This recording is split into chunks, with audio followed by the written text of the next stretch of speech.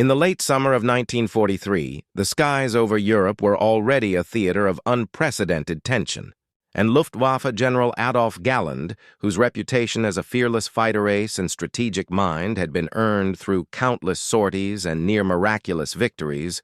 knew that the arrival of the American long-range P-38 Lightning would change the entire calculus of air superiority. Yet when he entered Göring's opulent office that August morning, the air thick with cigar smoke, the hum of the Berlin bureaucracy, and the weight of defeat already beginning to shadow the high command, he could feel the gravity of what he had to convey pressing against his chest like a physical force, and he began, measured, precise, and unflinching, to describe the capabilities of the P-38, detailing its range, speed, twin-engine reliability, high-altitude performance, and unprecedented capacity to escort bombers deep into German-held territory, painting a picture so vivid that any competent officer could see the coming storm. But as he laid out the data, the intelligence reports, and even eyewitness accounts from air combat over the Mediterranean and North Africa, Göring, seated behind his massive mahogany desk, leaned back, swirling his drink, dismissing Galland's warnings with a wave of a hand, calling it impossible, with a confidence that could only come from ignorance insulated by power, the very word hanging in the room like a gaudy emblem of hubris. And Galland, whose patience had been tested by the realities of war and the incompetence of the Nazi command structure, realized that he was speaking to a man who could not, or would not, comprehend the strategic implications of the machine he so meticulously described, and as he continued, outlining scenarios in which unescorted bombers would be slaughtered without fighter cover, detailing the logistical nightmare that would ensue when the Luftwaffe's existing aircraft, designed for shorter-range sorties and tactical air battles, were forced to confront these long-range threats. The conversation became a tense interplay of facts and disbelief, a duel of intellect against authority, and throughout it all, Galland could feel the weight of history pressing down, knowing that every moment he spent convincing Göring was time lost for preparation, training, and deployment. And as the discussion stretched on, he enumerated the specific performance metrics of the P-38, maximum speed, service ceiling, climb rate, armament configuration, twin-engine redundancy, range with drop tanks, and the tactical flexibility that would allow it to support bombers on missions that would previously have been suicidal. Yet every argument he presented was met with dismissal, incredulity, or overt denial, and in that room, decorated with Nazi iconography and the illusions of grandeur, Galland experienced the full and bitter realization that rational intelligence, detailed reconnaissance, and empirical evidence could be ignored if it conflicted with the entrenched ego of a dictator. And while he spoke, he imagined the skies over Europe a few months hence, B-17s and P-38s slicing through the thin air at dawn, German fighters scrambling in desperation, pilots exhausted, outnumbered, and outclassed. And yet here in Göring's office, the full scale of that impending catastrophe was being treated as fantasy, a thought so absurd that the man commanding the Luftwaffe could not reconcile it with the world he wished to see rather than the world that existed. And Galland, aware that this disconnect between reality and perception could cost thousands of lives, felt a surge of frustration mixed with a cold, steely determination, knowing that while he could not force Göring to acknowledge the truth, he could prepare his own squadrons, brief his pilots, and gather what intelligence was possible to mitigate the impending disaster. And in that very office, amid the echoes of denial, Galland envisioned every possible engagement, every dogfight, every bombing run, calculating outcomes, casualties, and the inevitable strain on pilots and ground crews, mapping in his mind the sequence of events that would unfold if the P-38's capabilities were ignored. Yet he also realized that his warnings, no matter how meticulously presented, were likely to be filed away, dismissed in internal reports, or lost in the bureaucracy of a war machine that was increasingly disconnected from reality. And as the meeting concluded, with Göring still resolutely certain that these planes cannot reach our heartland, Galland left with a mixture of despair and resolve, his mind racing with strategies, contingencies, and training exercises to prepare his men for the onslaught he knew was coming. And as he walked down the corridors of the Luftwaffe headquarters, past plaques, portraits, and emblems celebrating past victories now overshadowed by impending catastrophe, he contemplated the paradox of being a soldier, a leader and a prophet of inevitable failure, knowing that history would remember not the hubris of the commanders who ignored him, but the bravery, ingenuity, and foresight of those who acted despite it. And in that moment, Galland resolved to become the bulwark against annihilation, the voice in the storm of bureaucracy and denial, the man who would prepare his pilots to face an enemy that others still refused to acknowledge. For he understood that air combat was no longer about short-range engagements or tactical skirmishes, but about endurance, range, intelligence, and adaptation. And the P-38 Lightning represented a paradigm shift in warfare that the Luftwaffe could neither afford to underestimate, nor could their high command accept. And thus, with every step, every thought, and every plan he committed to memory, Galland carried the weight of the skies upon his shoulders, knowing that the coming months would test the limits of his command, his judgment, and the very essence of the Luftwaffe's ability to respond to a threat that had been dismissed as impossible, yet whose arrival would soon prove devastatingly real, reshaping battles, strategies, and the fate of nations. And as he finally exited into the sunlight, the distant roar of aircraft engines above Berlin sounded almost like a premonition, a whisper of the deadly truth to come, and Galland, resolute,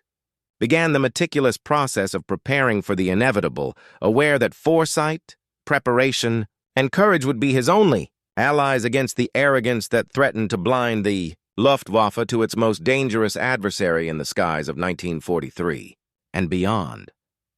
Following his confrontation with Göring, Galland returned to the operational command rooms, where the pulse of the Luftwaffe's war machine beat through buzzing telegraphs,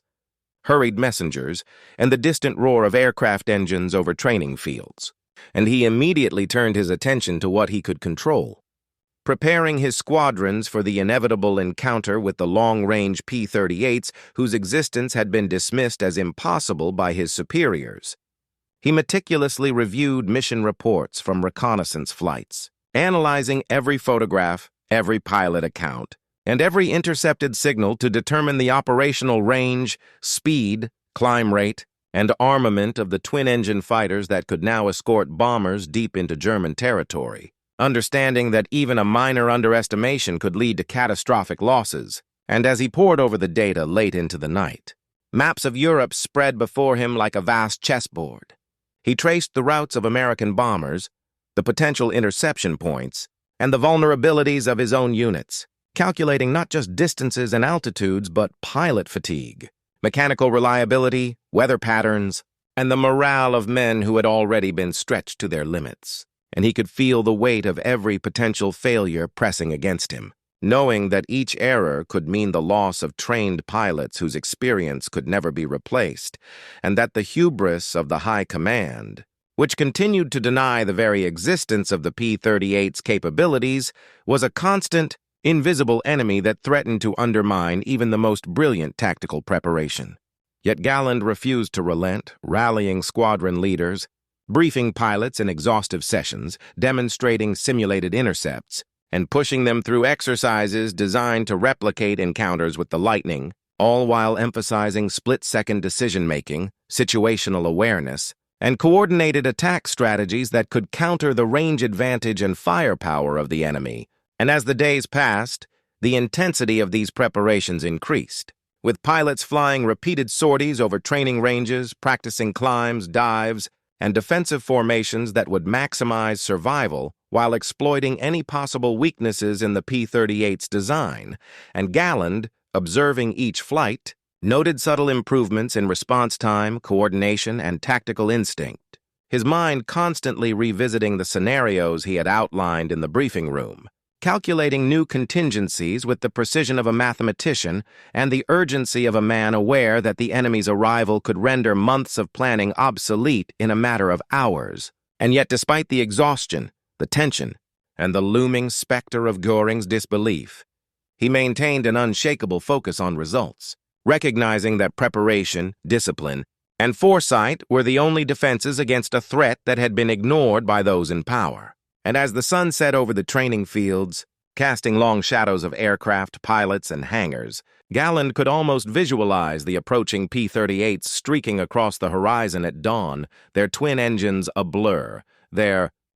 formations precise, their presence undeniable. And he used this vision to inspire urgency in his men, to instill in them the realization that survival, victory, and the very continuation of effective operations depended not on luck or faith in superiors, but on their own skill, adaptability, and courage. And in those quiet, reflective moments between sorties, Galland meticulously documented every observation, every adjustment to tactics, every lesson learned from simulated encounters, knowing that this record could serve as the foundation for countermeasures that would save lives and maintain operational integrity when the P-38s inevitably struck. And as night fell, the flickering lights of command centers, maps, and plotting tables illuminated the faces of men committed to mastering a threat dismissed as impossible, yet whose capabilities were now etched in every calculation, every drill, and every heartbeat of those preparing for the day when theory would meet reality.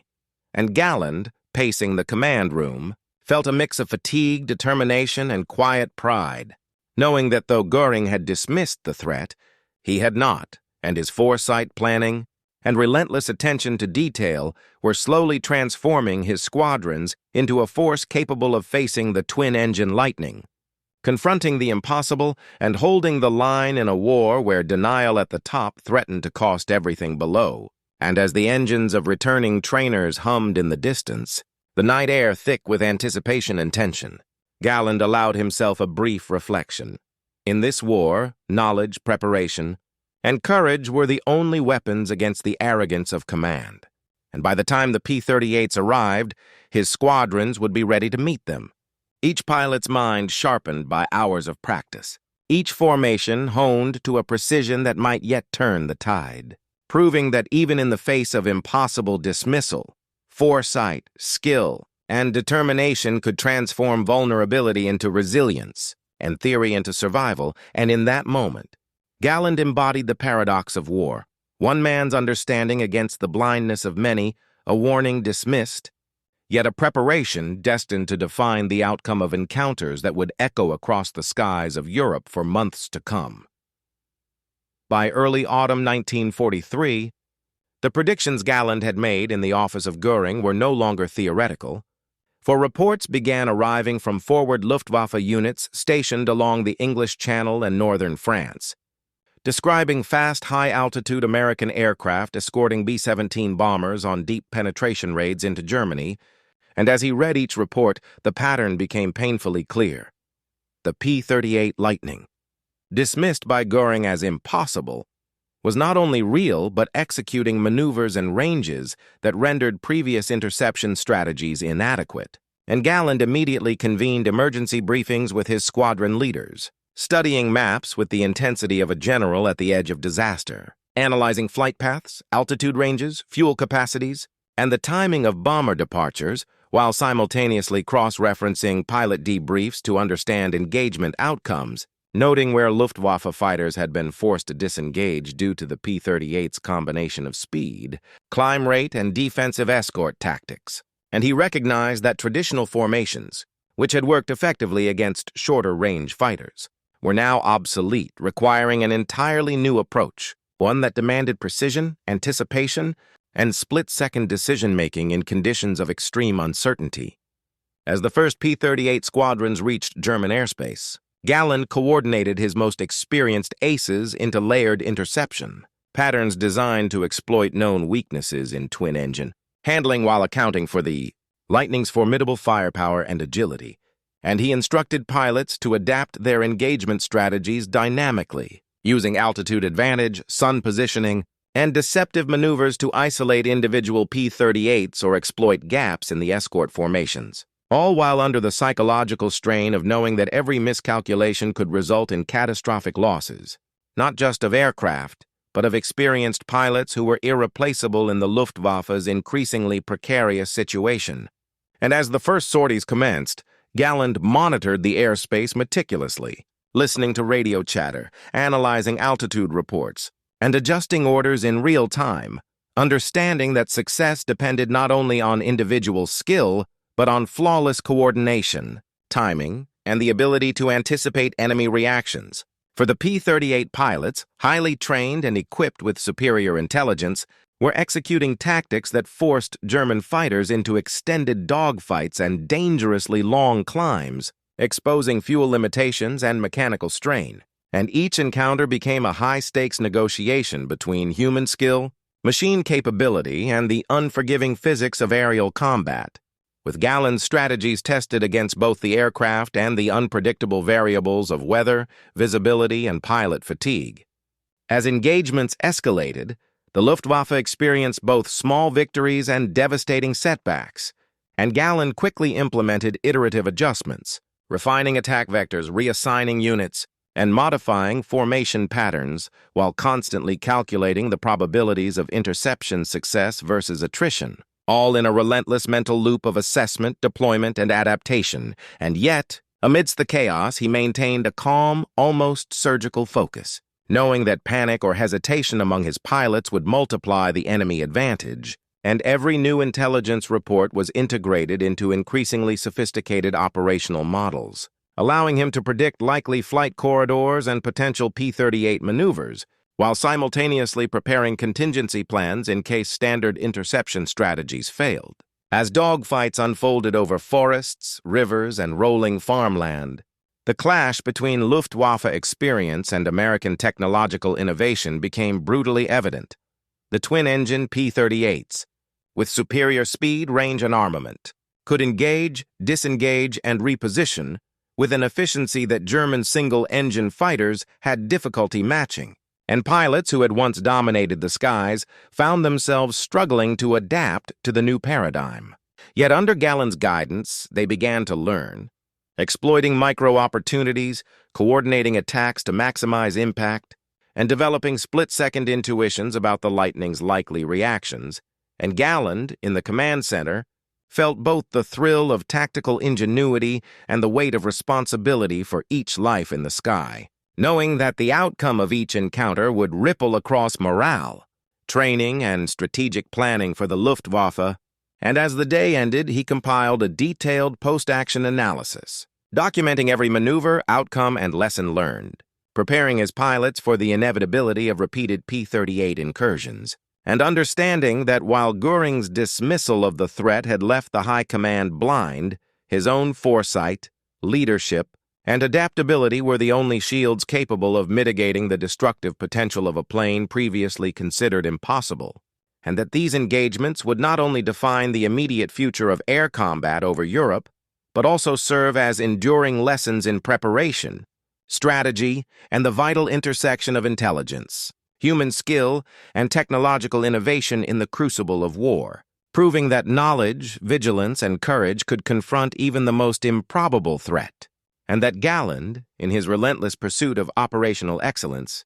would remain the pivotal figure bridging the gap between denial at the top and survival on the front lines, orchestrating every maneuver, every intercept, and every adaptation to confront the P-38s head-on, turning what had once been an impossible warning into a tactical reality shaping the skies over Europe in ways that would echo through the remainder of the war. As the autumn skies of 1943 hardened into cold, clear expanses over northern France, the Luftwaffe's pilots, under Galland's meticulous coordination, finally confronted the American long-range P-38s in large coordinated formations. And what had been theoretical warnings in Göring's office now manifested as deadly reality above rolling fields and river valleys, the distant hum of engines escalating into a chorus of high-octane violence as twin-engine Lightnings and agile Messerschmitts closed the distance in a deadly ballet of speed, altitude, and firepower.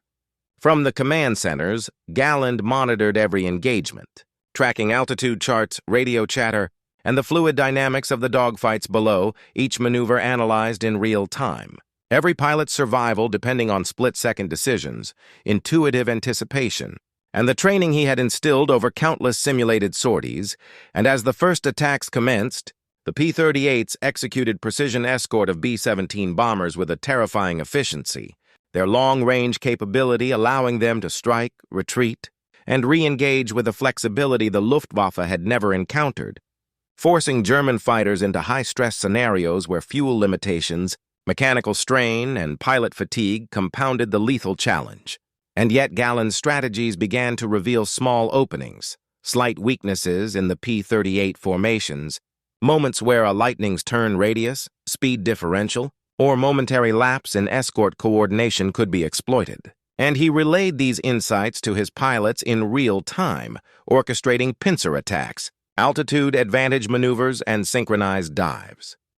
that required flawless execution and absolute trust in training. For even the smallest hesitation could result in disaster, and as the dogfights raged, Galland observed the interplay between human skill and machine capability with the intensity of a chess master watching pieces move unpredictably across a vast board of sky. The sudden flashes of tracer fire painting arcs across cloud-streaked expanses, while engines screamed in mechanical fury. And within this chaos, individual acts of heroism and desperation emerged, pilots executing split-second evasive maneuvers, risking collisions, diving into tight formations to disrupt P-38 escort patterns, all under the crushing stress of knowing that failure meant certain death. And as Galland analyzed each micro-interaction, he began to see patterns emerging, data that confirmed some of the earlier intelligence predictions and revealed new vulnerabilities, the very information that could allow the Luftwaffe to adjust tactics dynamically mid-engagement. And while the overall attrition of German aircraft was severe, the ability to isolate and exploit small tactical windows demonstrated the effectiveness of preparation, foresight, and improvisation. Yet Galland also knew the psychological cost, the screams of engines, the smell of fuel and oil, the fear in his pilot's eyes, and the devastating loss of comrades who had flown too close to perfection or misjudged a maneuver, all weighing heavily on the survivors. And as formations broke apart, reassembled, and re-engaged, the air was alive with tension, suspense, and raw human courage, a crucible in which every decision, every reflex, every calculation could tip the balance between victory and catastrophe. And from the observation posts, Galland documented every nuance of flight, weapon discharge, evasive tactic, and formation adjustment, knowing that each insight would inform future engagements. And yet, even as tactical victories were claimed, the larger strategic reality remained daunting. The P-38's long range allowed continuous pressure on German defenses, providing escort to bombers deep into the Reich and fundamentally challenging Luftwaffe supremacy in ways that no single maneuver could reverse. And Galland, feeling both pride in the skill of his pilots and the sobering weight of inevitable loss, continued to orchestrate attacks, adjust strategies, and inspire resolve, knowing that the outcome of each dogfight would ripple far beyond the immediate battlefield, shaping morale, pilot confidence, and the future tactical doctrine of the Luftwaffe. And as the sun set over the blood-streaked skies, painting the clouds with fire and shadow, he reflected on the irony that Göring's denial of the P-38's capabilities had left the Luftwaffe unprepared. Yet through relentless planning, training, and adaptive leadership, he had managed to create moments of survival, instances of tactical brilliance, and the hard-won knowledge that even against the seemingly impossible, skill, preparation, and courage could make the difference between annihilation and resilience. And in that tense, smoke-laden air, Galland's presence, foresight, and relentless command ensured that each pilot understood not just how to fight, but how to survive, adapt, and face the impossible with clarity, focus, and unwavering resolve, turning what had been dismissed as an impossible threat into a crucible of learning, adaptation, and fleeting triumphs that would echo in the accounts of airmen, the reports of intelligence officers, and the annals of aerial warfare for the remainder of the conflict. As the weeks of relentless engagement unfolded over the skies of Europe, Galland witnessed firsthand the cumulative toll exacted upon his squadrons. For every encounter with the long-range P-38s, dismissed by Göring as impossible, exacted both mechanical wear and emotional strain, and the Luftwaffe pilots, once confident in their ability to dominate the skies with proven tactics and aircraft, now confronted a dual enemy: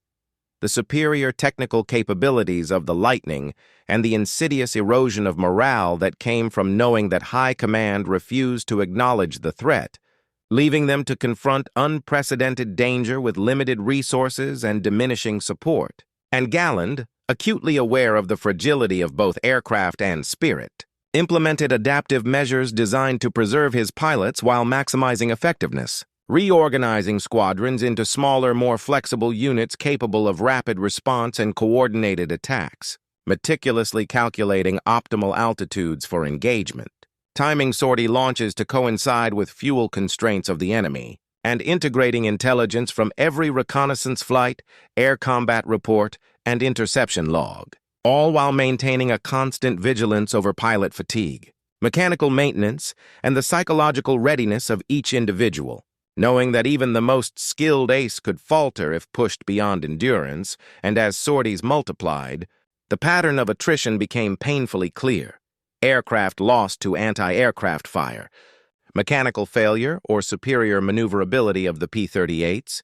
pilots injured, captured, or killed, formations disrupted and morale strained. Yet through meticulous planning and constant adaptation, Galland managed to extract tactical lessons from each encounter, analyzing engine performance, weapon effectiveness, climb rates, and evasive maneuvers, then immediately incorporating these lessons into revised strategies, ensuring that each new sortie represented an evolution in both human and mechanical capability. And as he debriefed returning pilots, listening to their first-hand experiences of high-speed dives, split-second dogfights, and near misses with twin-engine adversaries, he realized that their training, skill, and courage were their greatest assets, yet insufficient without continuous adaptation, and thus he instituted a rigorous cycle of simulated engagements, formation drills, and tactical improvisation, each designed to familiarize pilots with every possible P-38 tactic, from coordinated bomber escort to rapid altitude transitions and evasive maneuvers,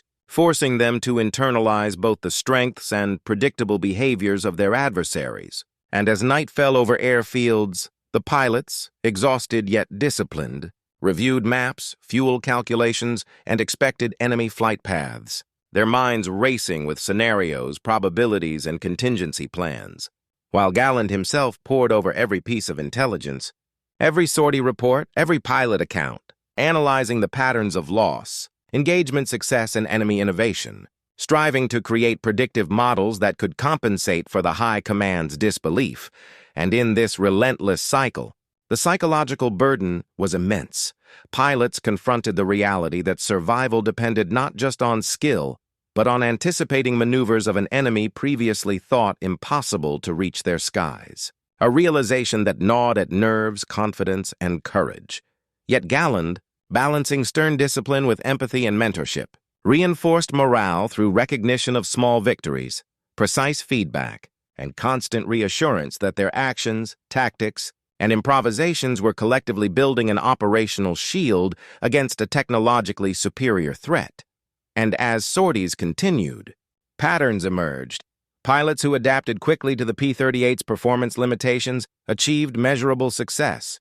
exploiting moments of overconfidence or misalignment in the enemy formations, while those who hesitated or relied on outdated tactics suffered disproportionately, losses that Galland meticulously cataloged to inform future engagements, ensuring that each defeat became a lesson rather than a catastrophe. And as the weeks wore on, the attrition curve stabilized slightly, demonstrating that disciplined adaptation, continuous learning, and relentless attention to detail could mitigate the overwhelming advantages of long-range American aircraft. And while the cost was high, the Luftwaffe's ability to endure, adjust, and confront the P-38 threat in increasingly effective ways was a testament to Galland's leadership, foresight, and strategic acumen. And amidst the constant roar of engines, the smell of aviation fuel, the chatter of radio communications, and the weight of inevitable loss, he remained the steady hand guiding his men through an environment where every decision could mean survival or annihilation, proving that even when high command ignored reality, preparation, courage, and adaptation could keep an organization functional, resilient, and tactically effective, and that through this process, Galland's leadership transformed despair into disciplined action, fear into calculated courage, and skepticism into the operational wisdom required to navigate a war where the impossible had arrived in the form of long-range P-38 Lightnings that would challenge the Luftwaffe at every turn. Redefining air combat, strategic planning, and the very nature of survival in the skies over Europe for months to come, leaving a legacy of tactical adaptation, psychological endurance, and unwavering leadership that would resonate far beyond any single engagement, proving that in warfare, foresight, preparation, and human resolve can, if harnessed properly, transform even the most impossible threat into a crucible of learning, resilience, and fleeting triumphs. As the autumn of 1943 deepened and the war overhead intensified, the reality Galland had warned about in Göring's office months earlier could no longer be ignored. For now, the long-range P-38 Lightnings were a constant presence in the skies over Europe, their twin engines slicing through the clouds with precision and purpose, and the Luftwaffe, under Galland's relentless guidance, faced the full measure of what had once been dismissed as impossible, a challenge that tested every facet of operational planning, pilot skill, aircraft reliability, and human endurance, and yet through meticulous preparation, adaptive tactics, and relentless training, Galland had managed to create a defensive network that, while imperfect, allowed his squadrons to intercept, evade, and sometimes outmaneuver the technologically superior American aircraft, turning fear into action and despair into disciplined resistance. And as the final major engagement approached, a formation of P-38s escorting a deep penetration bomber strike emerged on the horizon, their silhouettes gleaming in the low morning sun, engines humming with lethal intent, and Galland, positioned in command with binoculars scanning the approaching threat, orchestrated a complex series of maneuvers, altitudes, and attack vectors designed to exploit every known vulnerability of the Lightning, his mind calculating fuel consumption, pilot endurance, climb rates, and interception timing with near-mathematical precision, while radio chatter relayed the tense readiness of his pilots, each one poised at the edge of exhaustion, yet mentally sharpened through weeks of preparation and rehearsal. And as the first contact occurred, German fighters surged upward in coordinated waves, splitting, converging, and weaving through the sky with disciplined aggression, tracer rounds illuminating arcs in the clouds while engines roared in a symphony of controlled chaos. And Galland monitored each micro-movement, adjusting orders, anticipating reactions, and recalibrating strategies in real time, aware that the outcome of this engagement would reverberate far beyond the immediate battlefield, influencing morale, future tactics, and the very credibility of the Luftwaffe's response to long-range threats. And as dogfights erupted, the skill, bravery, and adaptability of the pilots became apparent. Each split-second decision a matter of survival, each maneuver a testament to the rigorous training and leadership Galland had imposed in defiance of High Command's denial, and the P-38s, formidable though they were, began to encounter resistance that had been carefully cultivated, formations disrupted, attacks countered, and while losses occurred, each successful interception, each narrowly avoided bomber penetration, was a vindication of foresight, preparation, and tactical ingenuity. And as the battle reached its crescendo, Galland's experience, intelligence, and decisiveness orchestrated a series of feints, coordinated dives, altitude shifts, and surprise engagements that maximized the effectiveness of his forces while mitigating attrition, turning what could have been total disaster into a complex, dynamic engagement that tested human skill, technical capability, and the raw unpredictability of aerial warfare. And as the smoke of tracers and engine exhaust cleared, and the surviving P-38s withdrew to regroup, the Luftwaffe pilots, exhausted, exhilarated, and scarred by combat, understood that while they had faced a seemingly impossible threat, their survival and measured successes were the product of leadership, preparation, and adaptability, and Galland, surveying the aftermath from the command post, felt the heavy mix of relief, pride, and sobering awareness of the cost of this hard-won tactical mastery, knowing that the war would continue, that the P-38s would return in ever-increasing numbers, and that the High Command's dismissal had imposed an avoidable burden on those who now bore the brunt of reality. Yet the lessons learned, the adjustments made, and the courage displayed in this climactic confrontation would resonate through the Luftwaffe, shaping doctrine, training, and engagement strategies for the remainder of the conflict, proving that even when intelligence is ignored by authority, foresight, leadership, and human skill can carve out moments of resilience, adaptation, and tactical victory in the face of impossible odds. And as night descended, the exhausted pilots returned to their airfields, engines winding down, aircraft bearing scars of engagement, minds heavy with reflection and adrenaline.